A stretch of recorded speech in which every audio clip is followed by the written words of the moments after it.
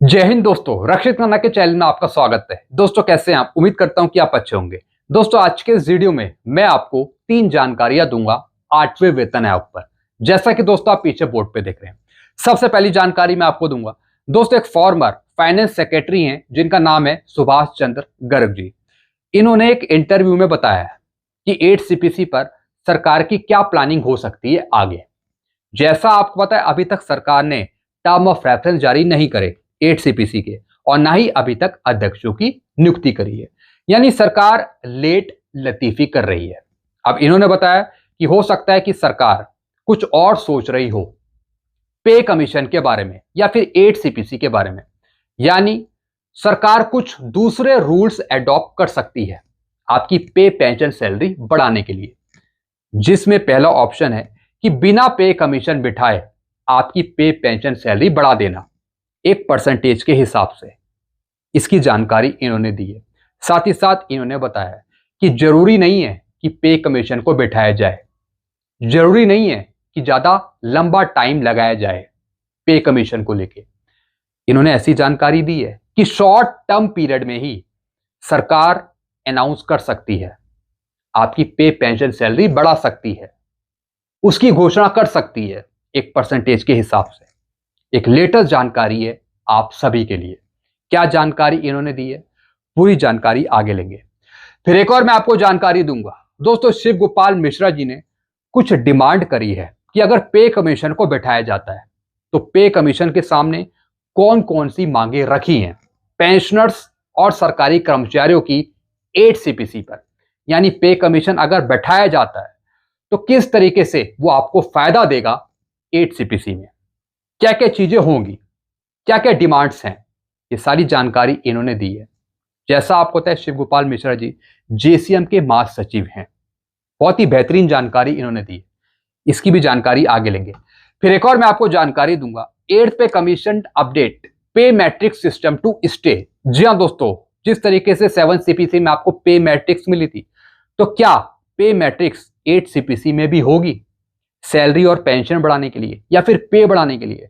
जिस तरीके से 7 सीपीसी में जो रूल्स थे, क्या वही रूल 8 सीपीसी में ट्रांसफर होंगे? एक बेहतरीन जानकारी आपके लिए आई है पे मैट्रिक्स की और फिटमेंट फैक्टर की। इसकी भी जानकारी मैं आपको आगे दूंगा। तो दोस्तों बस यही जानकारी है जो मैं आपको देने वाला हूं, जिस पर मैं बात करने वाला हूं। इसलिए इस वीडियो में आप शुरू से लेकर आखिरी तक बने रहेगा। वीडियो में आगे बढ़ने से पहले एक छोटी सी अपील मैं आपसे करूंगा, और अपील है चैनल सब्सक्राइब की।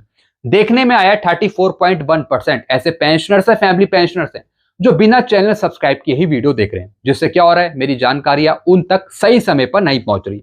तो मैं आपसे अपील करता हूं कि अगर आप पहली बार मेरे चैनल पे विजिट करते हैं या फिर वीडियो पहली बार देखते हैं, तो दोस्तों आप सबसे पहले चैनल को सब्सक्राइब कर लीजिए, ताकि मेरी जानकारियां, एडवांस जानकारियां, लेटेस्ट जानकारियां आपको तुरंत मिल पाए।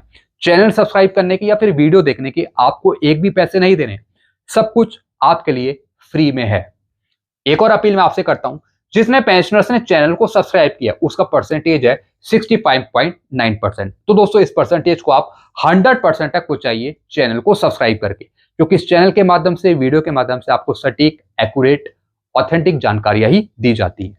चलते हैं पहली जानकारी की तरफ। पहली जानकारी है 8th pay commission update, salary change for central government employ. जी हाँ दोस्तों, सैलरी चेंज का मतलब जब 8 सीपीसी आपको मिलेगा तो आपकी पे पेंशन सैलरी बढ़ेगी, यानी चेंज होगी, रिवाइज होगी। फिर क्या लिखा है, former finance secretary Subhash Chandra Garg revealed that the government might skip forming the 8th pay commission all together. जी हाँ दोस्तों, इन्होंने बताया, इन्होंने खुलासा किया है कि सरकार बिना पे कमीशन बिठाए आपकी पे पेंशन सैलरी बढ़ा सकती है। जरूरी नहीं है कि पे कमीशन को बिठाया जाए। 7 सीपीसी में पे कमीशन बैठा था, पूरी तैयारी हुई थी, तब आपको 7 सीपीसी मिला था। तो सरकार कुछ हटकर कर सकती है। अब उसमें जरूरी नहीं है कि पे कमीशन ही बैठे, वो अपना टाइम ले, जरूरी नहीं है। सरकार दूसरे रूल्स एडॉप्ट करके आपकी पे पेंशन सैलरी बढ़ा सकती है, ताकि ज्यादा लंबा टाइम ना लगे। हालांकि सरकार ने अभी तक तो टर्म ऑफ रेफरेंस नहीं दी है, ना ही अध्यक्षों की नियुक्ति करी है। तो हो सकता है कि सरकार इसके बारे में सोच ही ना रही हो, कुछ और वो सोच रही हो कि कैसे आपकी पे पेंशन सैलरी बढ़ा दी जाए। इसके बारे में उन्होंने जानकारी दी है। फिर क्या लिखा है, instead the government could directly announce a salary hike. जी हाँ दोस्तों, अब सरकार कुछ हटकर सोच सकती है, डायरेक्टली वो आपकी सैलरी पेंशन बढ़ा सकती है, डायरेक्टली वो अनाउंस कर सकती है, ऐसा इन्होंने बताया। अब इसका मतलब क्या है, किस तरीके से होगा, ए सेट परसेंटेज इंक्रीज लाइक 10% और 15%, यानी परसेंटेज के हिसाब से आपकी पे पेंशन सैलरी बढ़ सकती है, जैसे कि 10% या फिर 15%। 7 सीपीसी में कितनी बढ़ी थी, 14.3%। तो ऐसी परसेंटेज लेकर आपकी पे पेंशन सैलरी बढ़ सकती है 8 सीपीसी में।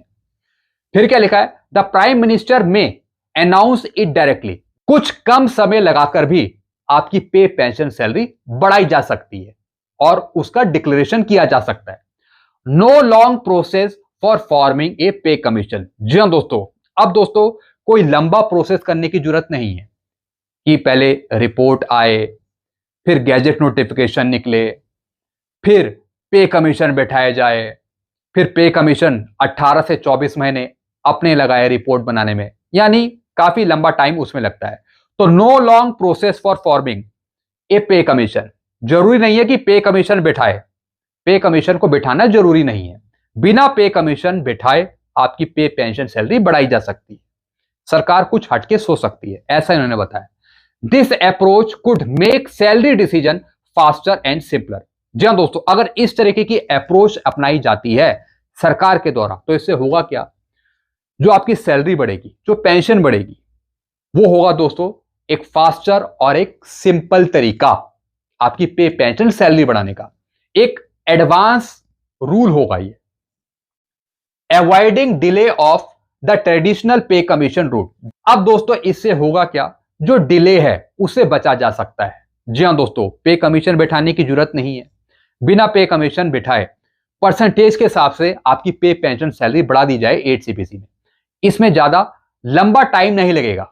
जी हां दोस्तों, जो डिले है उसको अवॉइड किया जा सकता है, ऐसा इन्होंने बताया। तो दोस्तों जो जानकारी इन्होंने दी है, क्या आप उससे सहमत हैं? क्या आप चाहते हैं कि पे कमीशन बैठे, वो टाइम लगाए, या फिर बिना पे कमीशन बिठाए परसेंटेज के हिसाब से आपकी पे पेंशन सैलरी बढ़ा दी जाए? हालांकि दोस्तों इन्होंने इसमें फिटनेस फैक्टर की बात नहीं करी है कि फिटनेस फैक्टर दिया जाए, फिटनेस फैक्टर की बात नहीं करी है, खाली एक सेट परसेंटेज की बात करी है कि परसेंटेज के हिसाब से आपकी पे पेंशन सैलरी बढ़ा दी जाए बिना पे कमीशन बिठाए। ऐसा सरकार सोच सकती है, ये नहीं बताया कि ऐसा हो गई, सोच सकती है सरकार कुछ हटकर। तो आप जरा नीचे कमेंट करके बता दीजिए, क्या आप बिना पे कमीशन बिठाए अपनी सैलरी पेंशन बढ़वाना चाहेंगे, या फिर पे कमीशन बिठाकर पूरे रूल्स अपनाकर आप सैलरी पे पेंशन बढ़वाएंगे? आपको कौन सी अप्रोच सबसे ज्यादा अच्छी लगेगी, पे कमीशन बिठाकर या बिना पे कमीशन बिठाए, जैसा इन्होंने बताया? जरा कमेंट करके बताएगा। चलते हैं अगली जानकारी की तरफ। शिव गोपाल मिश्रा जी ने कुछ डिमांड रखी है 8 सीपीसी पे। अब डिमांड क्या है, अब इन्होंने डिमांड रखी है सबसे पहले फिटनेस फैक्टर की, मस्ट बी एट लीस्ट 2.60 और 2.86। इन्होंने डिमांड करी है सरकार से कि फिटनेस फैक्टर चाहिए 2.60 या फिर 2.86। Use a logical scientific approach to decide. जी हां दोस्तों, लॉजिकल तरीके से और साइंटिफिक अप्रोच के अनुसार फिटनेस फैक्टर ज्यादा मिलना चाहिए, ऐसा इन्होंने डिमांड रखी है। कितना, 2.60 या फिर 2.86। फिर उन्होंने लिखा है term and reference, government must clarify term of reference before final decision. फिर दोस्तों शिव गोपाल मिश्रा जी ने डिमांड करी है टर्म ऑफ रेफरेंस की, यानी सरकार फाइनल डिसीजन लेने से पहले टर्म ऑफ रेफरेंस जारी करे 8 सीपीसी के।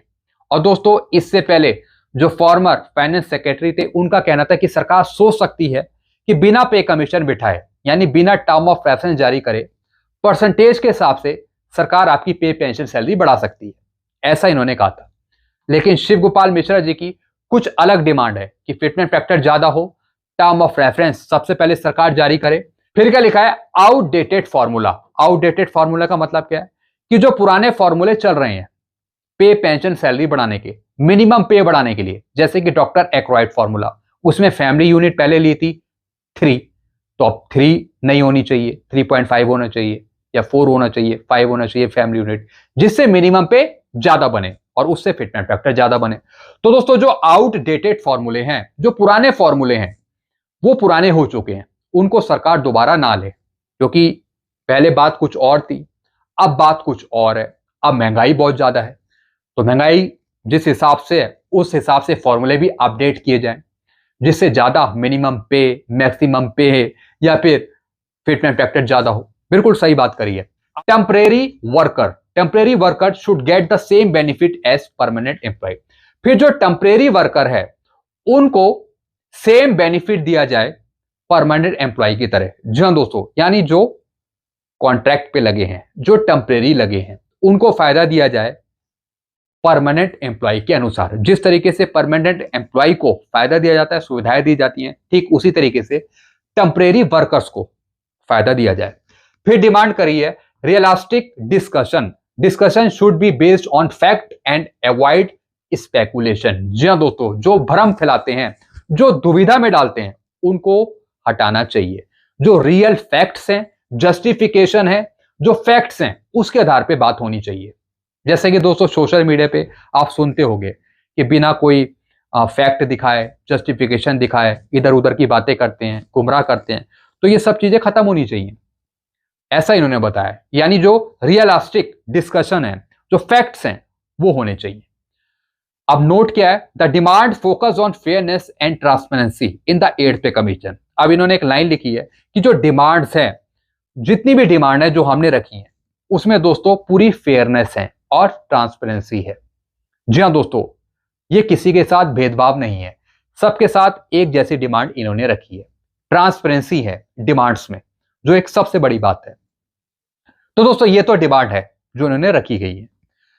फिर दोस्तों आगे क्या लिखा है, 8th पे कमीशन अपडेट पे मैट्रिक्स सिस्टम टू स्टे। जी हाँ दोस्तों, जो पे मैट्रिक्स है, क्या वो कंटिन्यू होगा 8 सीपीसी में, जिस तरीके से 7 सीपीसी में था। How the pay matrix system from the 7th पे commission will continue with the revise fitment factor. अब किस तरीके से पे मैट्रिक्स सिस्टम को रखा जाएगा 8 सीपीसी में, क्या रिवाइज होगा 7 सीपीसी की तरह? मतलब क्या स्ट्रक्चर होगा फिटमेंट फैक्टर का या फिर पे मैट्रिक्स का? पे matrix system introduced by the 7th पे कमीशन। जी हाँ दोस्तों, पे मैट्रिक्स सिस्टम इससे पहले नहीं था।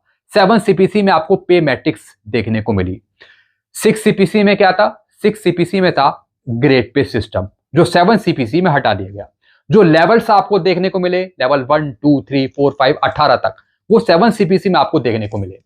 Will remain in place under the 8th pay commission with the revise fitment factor to boost salary. इन्होंने बताया कि जिस तरीके से 7 सीपीसी में पे मैट्रिक्स थी, ठीक उसी तरीके से 8th सीपीसी में भी पे मैट्रिक्स होगी, और जो आपकी सैलरी पे पेंशन बढ़ेगी, वो बढ़ेगी फिटमेंट फैक्टर के अनुसार। जी हाँ दोस्तों, जो आपकी सैलरी पे पेंशन रिवाइज होगी, वो फिटमेंट फैक्टर के अनुसार होगी। और दोस्तों फिटमेंट फैक्टर से आपकी सैलरी पेंशन बूस्ट होगी, बढ़ेगी।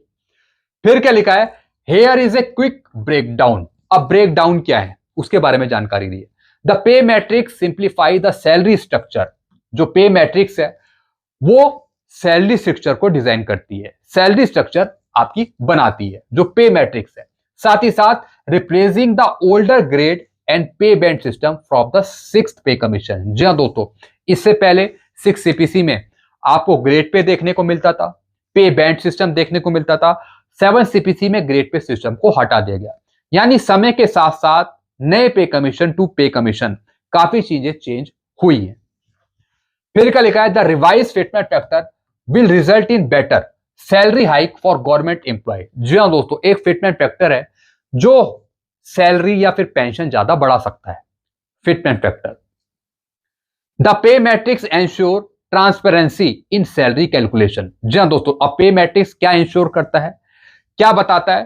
ट्रांसपेरेंसी हो सैलरी में या फिर pension pay. Providing a clear structure for all level. जी हाँ दोस्तों, पे मैट्रिक्स क्या करता है, जितने भी लेवल हैं कर्मचारियों के, पेंशनर्स के, वो अलग अलग दिखाता है। पूरी पिक्चर उससे क्लियर होती है कि किस कर्मचारी का कितना लेवल है, किस पेंशनर्स का कितना क्या लेवल है। तो दोस्तों पे मैट्रिक्स से हमें एक एक चीज पता लगती है।